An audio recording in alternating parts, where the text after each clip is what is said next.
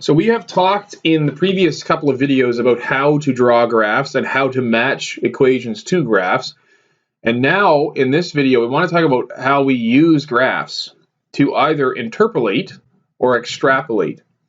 Now, interpolation means that you're actually going to use the values that are inside of the range that you actually have on your graph. In other words, if you're given a table of values, for example, interpolating is using values that are within that domain. In other words, in those set of values.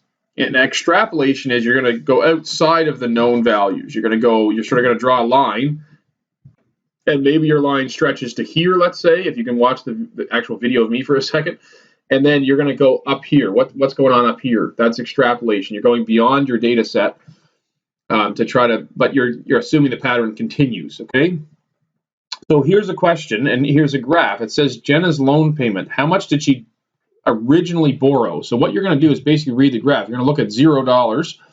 Sorry, not $0, 0 time, and say how many dollars. And that point is at 200. So she originally borrowed $200, okay? And then says how much money does she still owe after 3 weeks? So here's my 3 weeks. Okay, if I go up to my graph, it's going to be right here. And then I go over and I read that off of the money borrowed. And you can see your scale is going up by 20. So it's 20, 40, 60, 80, 100, 120, 140. So she owes $140 after 3 weeks. Okay. Now it says how many weeks will it take Janet to repay half the money she borrowed? So if she borrowed $200, half of 200 is $100, right? So we're going to look at going to 100 on our graph, which is right here. This is 100. And going over and then down and reading the x-axis instead, and that's going to be 5. So it will take her 5 weeks. So you can read the graph in either direction or using either axis. You can either use the x-axis or the y-axis, but you take a known value and you can read it from the graph what the other value, the unknown value, is. So the idea behind this is all just interpretation of graphs, okay? So here's another one. This is Maya's jog. And it's really important that you title your graph and you have a label on each of your axes so that we know what it's talking about. It's talking about somebody who's going jogging. We're talking about distance, okay?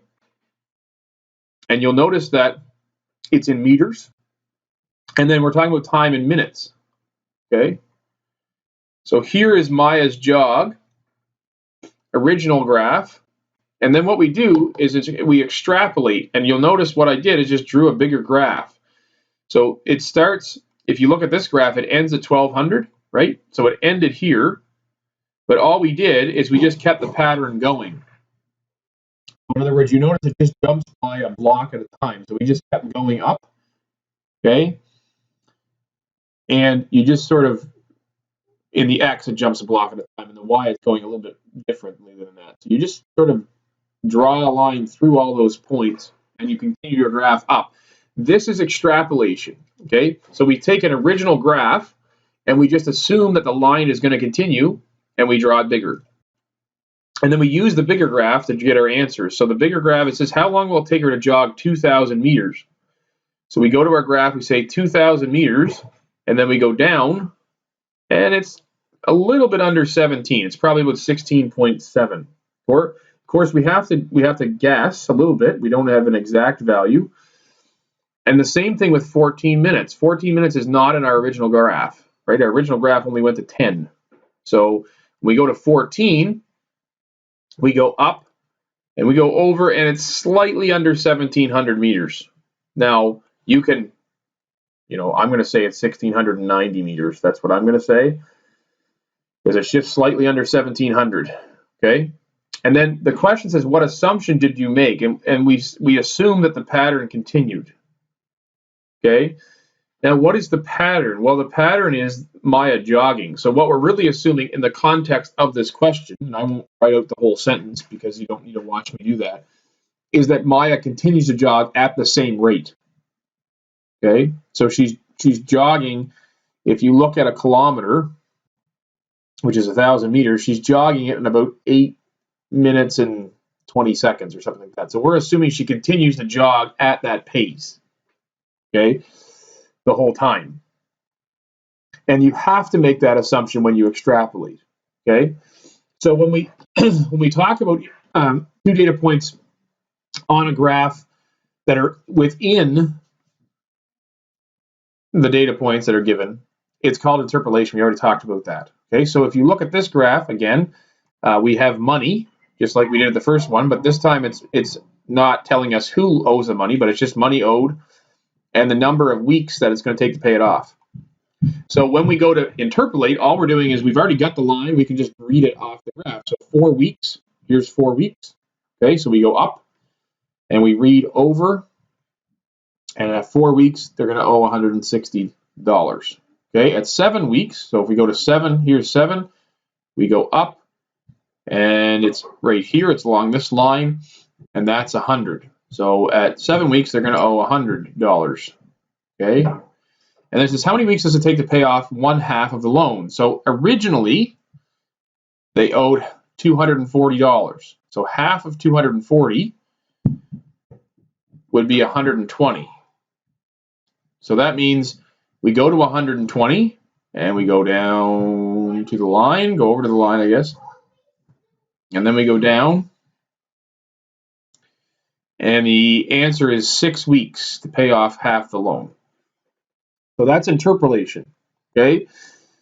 Now, extrapolation is slightly different. We extend the graph, like I said, beyond what we already know. So if you look at this graph, this is a distance that relates to traveling time. So we're going jogging again, all right? But the line stops here. So what we have to do is extend it, okay? And what I'm going to suggest you do is get a ruler to do this. I'm actually going to do it with this. But I'm going to try to draw a line, okay, that has the same slope as this. So I'm going to, just give me a second. It's not working properly. There we go. I'm going to draw this line, and I'm just going to make it go further, okay? And then that's extrapolation because I'm assuming the pattern continues. I don't know that for sure, but assuming it does, then I'm going to go and say 1,500, which was not in my original graph, is now on the graph, and it's right there. That's the line that I'm crossing. And if I go down, it's right about here. So we're going to say 12.5 minutes. And then how far would you jog in 14 minutes? Here's 14, right? So we follow this line up, and it's right there. And that is just under 1,700 minutes. So I'm going to say 1,690, not minutes, sorry, meters. 1,690 meters. So there are my answers. And that's extrapolation because we're assuming the pattern continues and we go beyond what we already know. Okay? So here's a graph of a linear relation. So this is not a contextual problem in terms of something that's jogging or driving or something like that. This is just a linear relation, but we can use this to predict as well. So if we look at this graph, it says determine the value of x when y is equal to 4. So we say, okay, let's go to y equals 4, which is right here, if you can see that on the grid. And then you trace to the line, and the line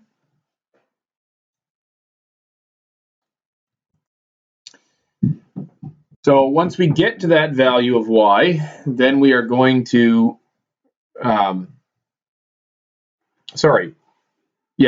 we get to the line, that at that value of y, let me rephrase, then we go down and we look at the x value, and the x value is right here. So if you count, this grid's hard to see, but 1, 2, 3, it's at -3.